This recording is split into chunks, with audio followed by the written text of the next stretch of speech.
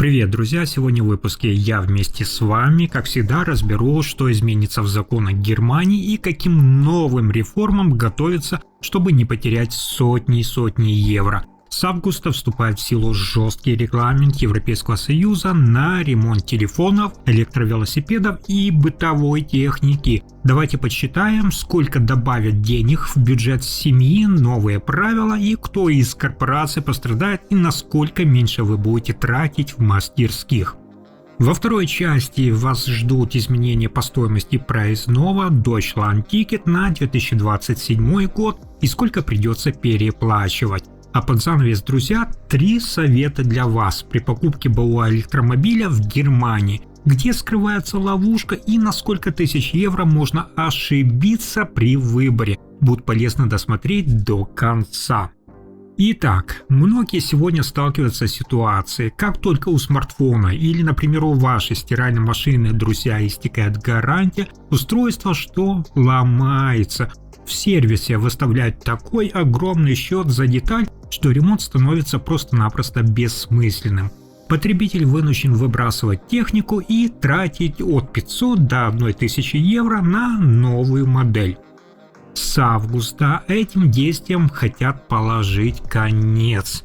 Брюссель вводит требования ремонт вместо утилизации. То есть отныне производители будут обязаны просто-напросто обеспечить возможность ремонта устройств по разумным ценам даже после окончания гарантии. Сейчас правительство Германии во главе с Фридрихом Мерцем готовит адаптацию этого закона, его рассмотрит Бундестаг. Цель – это, как я сказал, сократить количество преждевременно списываемой техники и, соответственно, уменьшит ваши расходы потребителей на покупку новых устройств. Правила меняются в пользу именно кошельков граждан, нас с вами. Кто окажется под наибольшим влиянием реформы, сколько денег смогут сэкономить семьи в Германии и как закон работает в формате до и после. Давайте более детально разберем главные изменения, чтобы вы четко понимали, кто может столкнуться с последствиями этой реформы и как это отразится на вашем бюджете. Отныне обсуждается одно правило, по которому производители будут обязаны, друзья, обеспечить ремонт техники по разумной цене в течение всего срока ее службы. Это правило работает достаточно строго даже в случае, когда двухлетняя официальная гарантия уже закончилась. То есть фраза «купите новый аппарат» в таких ситуациях становится менее вероятной. Исключение здесь предусмотрено только для контрактов между предприятиями в секторе бизнес для бизнеса, где этот пункт может быть изменен по обоюдному согласию.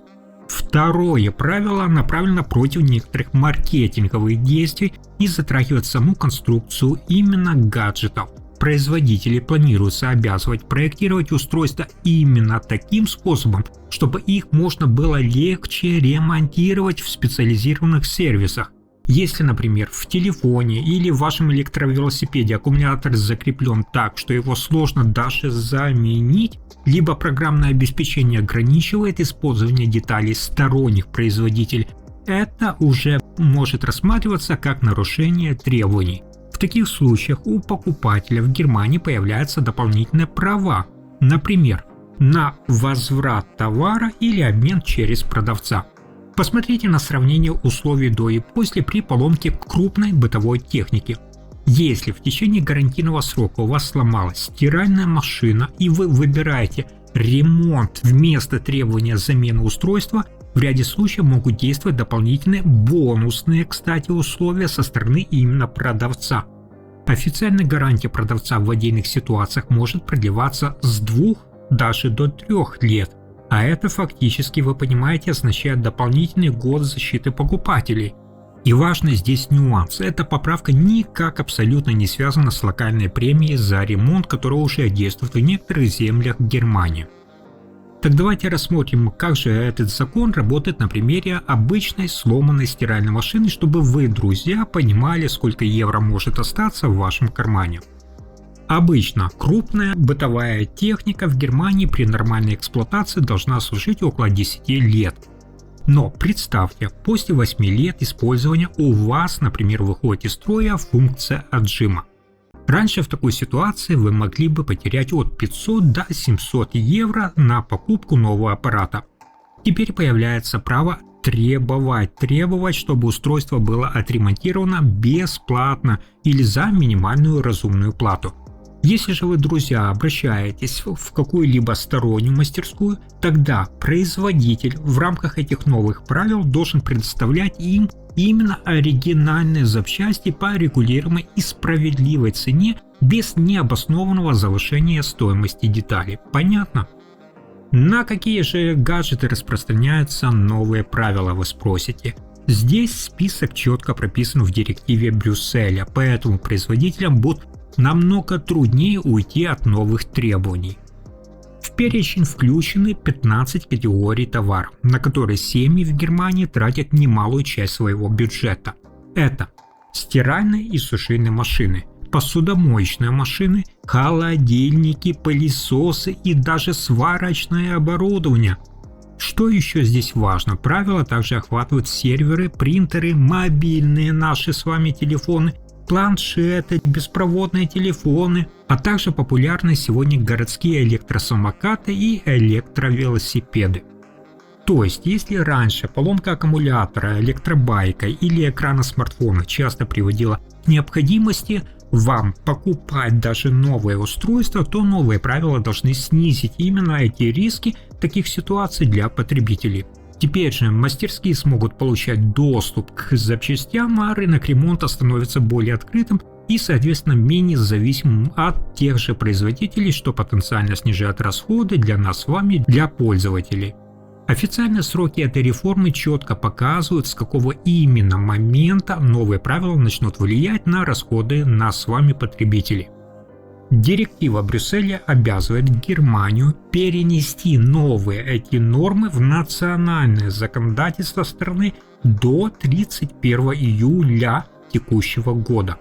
Министерство юстиции уже заявило, что процесс рассмотрения в Бундестаге планируется завершить в установленные сроки, то есть без существенных задержек. При этом разные части закона будут вступать в силу, напомню, поэтапно. Например, коммерческие сделки между предприятиями в секторе для бизнеса начнут подпадать под новые ограничения только после 31 декабря 2027 года. Для обычных нас с вами потребителей есть здесь важный момент, который может повлиять на будущие расходы.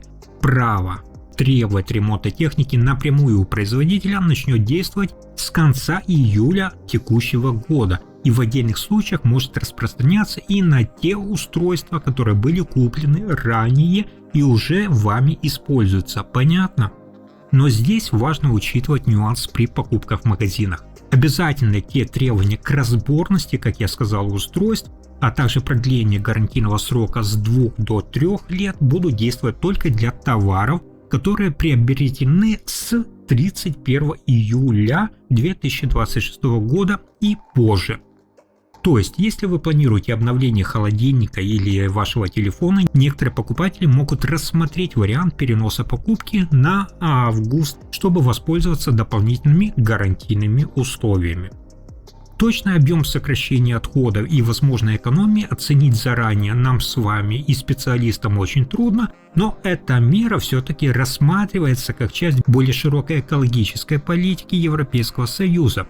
Предлагаю вам вспомнить, как ранее в Брюсселе уже вводили требования перехода на тот единый стандарт зарядки. Помните USB Type-C, я вам рассказывал, для смартфонов и портативной техники.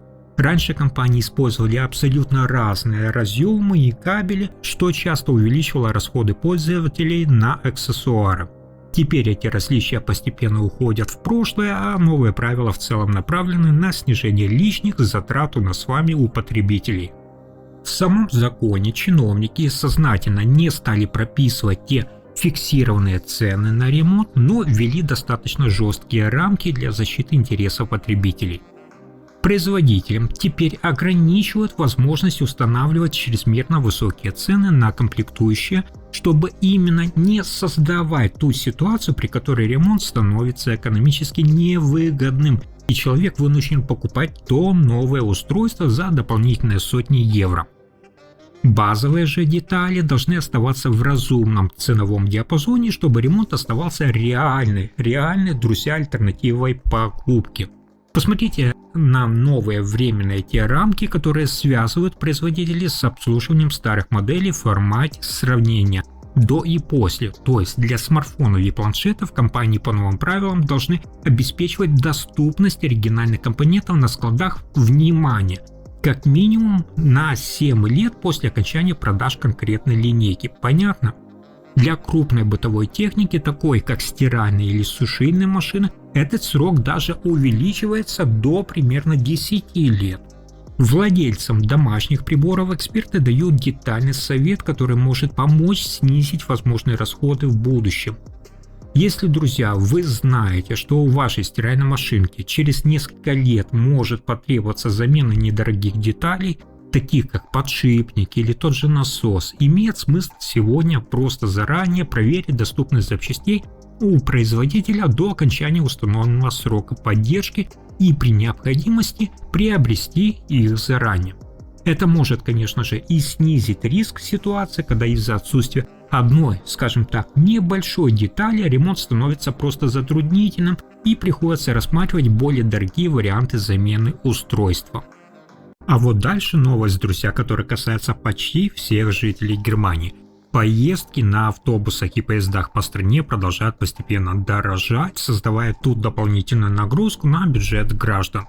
С января текущего 2026 года, вы знаете, стоимость единого проездного билета уже была повышена до 63 евро в месяц, однако эта корректировка тарифов может быть не последней. Уже вот буквально в 2027 году власти планируют ввести новый метод ценообразования на основе специального индекса стоимости, который министры транспорта намерены окончательно утвердить на конференции осенью 2026 года.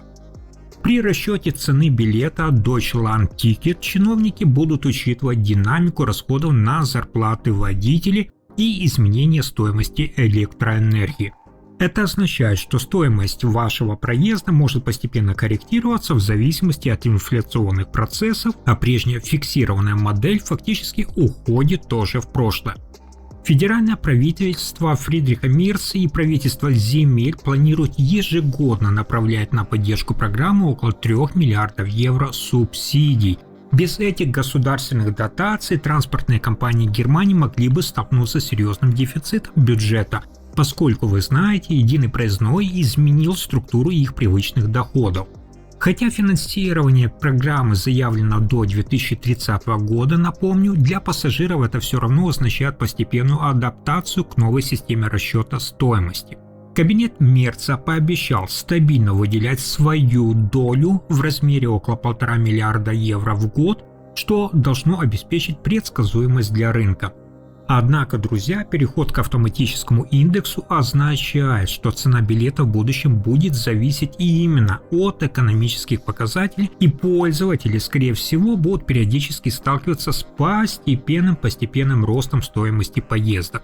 Раньше этот проездной стоил, вы сами знаете, намного меньше, а сейчас он все чаще воспринимается как регулярная нагрузка на семейный бюджет. Вспомните, как все начиналось в мае 2023 года, когда этот билет ввели вместо знаменитого дешевого проездного за 9 евро. В текущем 2026 году стоимость уже составляет эти 63 евро в месяц, оформляясь как обязательно цифровая подписка. За эти деньги пассажирам предоставляется безлимитный проезд по стране, но только на обычных автобусах, трамваях, метро и пригородных электричках. Главный нюанс, друзья, здесь, на котором многие из вас, пассажиры, могут потерять дополнительные деньги, связан с международными поездками. То есть билет не действует на скоростные экспрессы. Если по ошибке или по незнанию сесть, например, в белый тот поезд, ИЦЭ или ИЦ, или зеленый состав Flixtrain, контролер, как правило, оформляет штраф за безбилетный проезд в соответствии с правилами. Новые изменения на 2027 год могут дополнительно повлиять и на этот тариф. Из-за привязки цены к расходам на энергию и зарплаты водителей стоимость проездного вероятно, друзья, да, вероятно будет постепенно корректироваться именно вверх, и пассажиры в Германии могут сталкиваться с увеличением своих расходов на ежедневные поездки. Но рост цен на транспорте и изменения в стоимости проездных постепенно сменяются более высокими финансовыми рисками на автомобильном рынке Германии, где неопытные покупатели, друзья, иногда сталкиваются с неприятными сюрпризами и дополнительными расходами. При этом не обязательно, кстати, сразу рассматривать покупку нового электрокара из салона, так как рынок подержанных автомобилей, вы знаете, сейчас предлагает абсолютно большой широкий выбор. Почти каждый четвертый вновь зарегистрированный автомобиль в стране, вы должны знать, сегодня является электрическим, а сегмент БУ модели продолжает активно расти. Только за первый квартал прошлого 2025 года в Германии сменили владельцев почти 80 тысяч подержанных электромобилей, и на фоне возврата лизинговых машин этот поток может увеличиваться, да. Новые условия на вторичном рынке требуют от покупателей нас с вами большей внимательности, поскольку за внешним состоянием, на котором мы с вами смотрим автомобиля, могут скрываться кое-какие технические риски, о которых вы должны знать. Главный риск при покупке подержанного электромобиля связан с аккумуляторной батареей, замена которой в отдельных случаях может стоить сопоставимо с другим подержанным автомобилем. То есть при проверке такого авто часто используют технический показатель состояния батареи. Значение от 90 до 100% внимания обычно соответствует хорошему состоянию, а вот диапазон от 80 до 90% считается приемлемым остаточным ресурсом. Автомобильные эксперты рекомендуют особенно внимательно подходить к выбору машин с более низкими показателями, так как это может влиять и на запас хода, и общие расходы на эксплуатацию. Запомните базовые правила, которые помогают снизить риск лишних трат. Официальный сертификат состояния батареи является важным документом при покупке. То есть, если продавец или автохаус по разным причинам не предоставляет такие данные, имеет смысл отказаться, друзья, отказаться от этой сделки или запросить дополнительную проверку. В спорных случаях можно обратиться даже за независимой диагностикой в сертифицированные центры ДЭКРА или пункты автоклуба АДАЦ. Дополнительная проверка может стоить около 100 евро, но иногда помогает избежать более серьезных финансовых рисков при покупке автомобиля. Дальше. Второй распространенный риск при покупке подержанных автомобилей – это завышенные паспортные показатели запаса хода.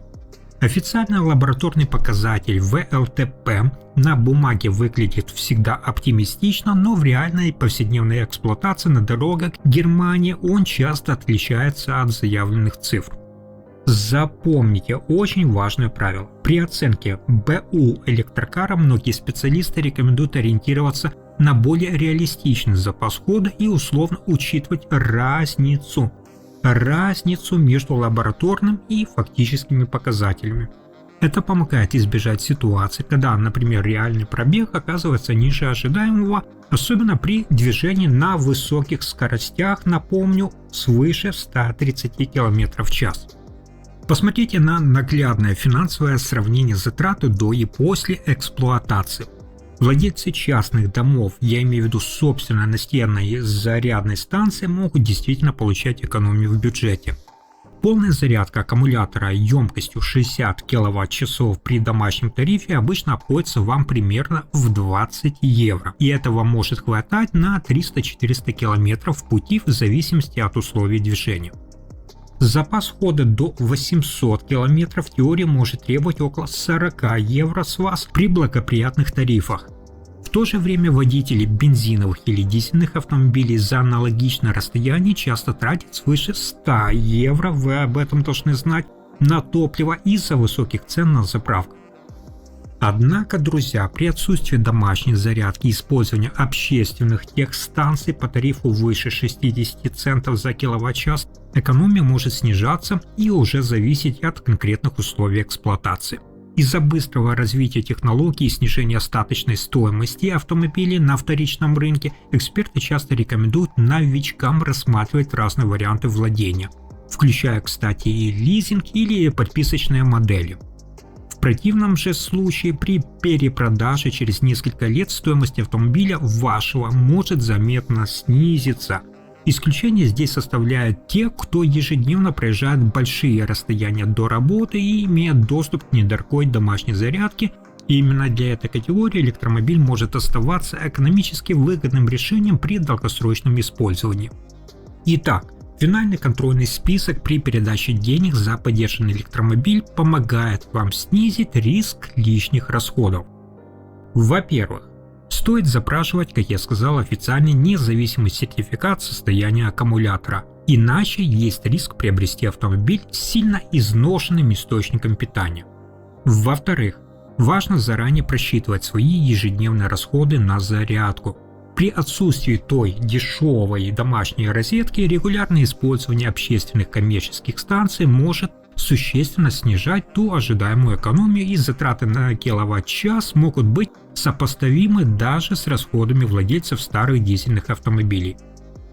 В-третьих, рекомендуется внимательно проверять сервисную историю машины и наличие оригинального зарядного кабеля для сети переменного тока в комплекте. Почему? Потому что иногда этот кабель отсутствует при продаже, и покупателю приходится отдельно докупать его за несколько сотен евро. Но, несмотря на все эти трудности на рынке подержанных автомобилей, технологии продолжают, вы знаете, быстро развиваться. То есть в ближайшие годы мы с вами увидим, емкость батареи может увеличиться, что соответственно снизит тревожность по поводу запаса хода, а время зарядки у станций постепенно уменьшится. Друзья, на этой оптимистичной ноте наш подробный аналитический выпуск полностью завершен. Завтра я снова буду ждать вас здесь же со свежей порцией самых честных, глубоких и полезных новостей о законах и финансах Европы. Если вам понравился сегодняшний разбор права на ремонт, транспортных тарифов и особенностей автомобильного рынка, обязательно подписывайтесь, ставьте лайк и спасибо за просмотр этого видео до самого конца.